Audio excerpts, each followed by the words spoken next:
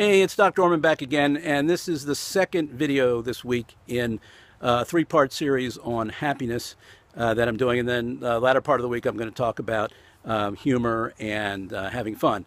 But in this second piece about happiness, I want to talk about another principle that I believe very strongly in. In fact, I got inspired to do this whole series because I recently was viewing a video of a friend of mine who was talking about his efforts to work on being happier. And he's a guy who's a very successful guy, has a couple very successful businesses.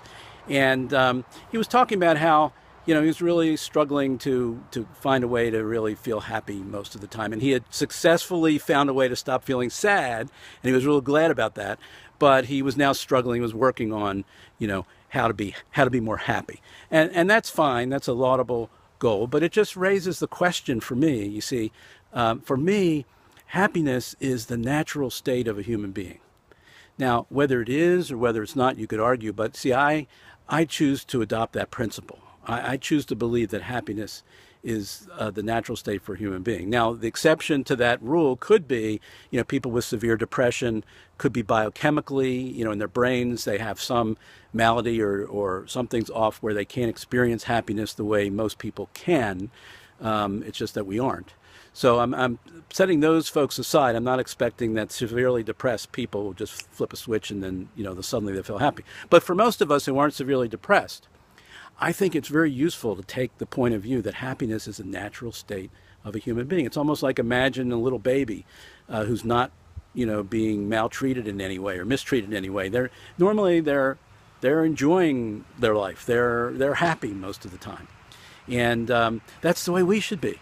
But as we grow up in life, we kind of learn how to not be happy, and we actually develop habits of thought and behavior that tend to cause us to not be happy. So the interesting thing about that principle, if you accept that principle that happiness is the normal state for human beings and the normal state for you in your life, and you're not feeling happy, then it begs the question, how come? If it's the natural state, how come you're not experiencing it? Well, something's got to be going on. You got to be doing something. You may not be aware of what you're doing, but you got to be doing something to keep yourself from experiencing happiness. That's sort of a natural expression of being alive. And that's a very powerful way to look at it, because now you can start looking and say, I wonder what the heck I'm doing. If I'm supposed to be happy most of the time and I'm not, and I must be doing something to contribute to that, then I wonder what the heck I'm doing, how I'm doing it.